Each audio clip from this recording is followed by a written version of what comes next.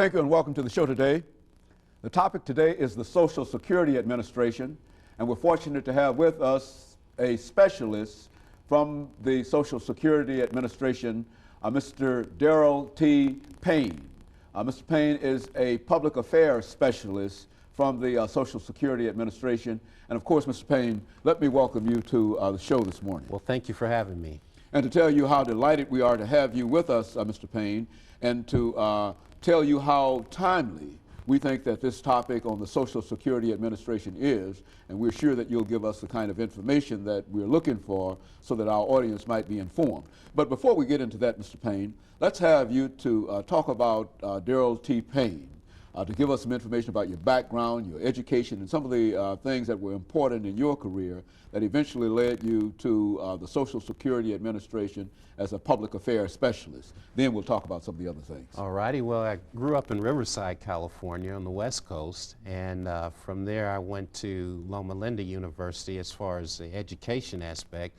Wanted to start out and be in pre-med, and then got to a point where we had to work on a cadaver, cutting the body, and I figured pre-med was not for me. So I always have been interested in interactions between people and groups of people. So from there, our family moved to Baltimore, Maryland, and I went to Towson State University back east and majored in sociology and political science. And I've always had a desire, as I stated, to work with people. And so after that, I got a job with vocational rehabilitation after graduating from college, where you go out and you assist people with job training skills and try to get them employed. And then from there, I went to Disability Determination Services, who actually performs the decision-making process when someone applies for disability. They look at the medical records and determine whether or not they're eligible for disability based on the state definition of disability.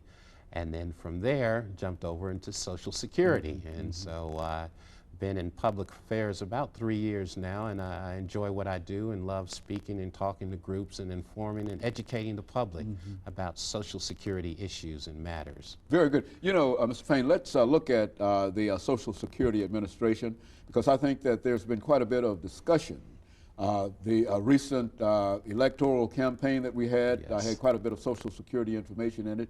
And even now, when we talk about the taxes and other things, they're all somehow connected to Social Security. So give us some kind of definition in terms of exactly what do we mean when we say Social Security Administration. Exactly what is that all about? Well, we should be thinking Social Security is more than just one program. And of course, what comes to everyone's mind is the retirement program. However, it's much more than that. It's not only retirement, it's disability, it's widows benefits, survivors benefits, and benefits also under the Supplemental Security Income Program for people that may not have had a chance to engage in the workforce, but they are disabled and they have little or no income.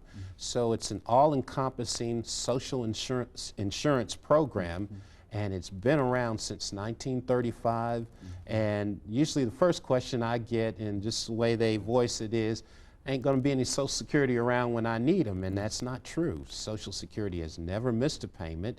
It has over $900 billion in the trust fund. If we do nothing at all to Social Security, we'll have enough money in there to last until 2037.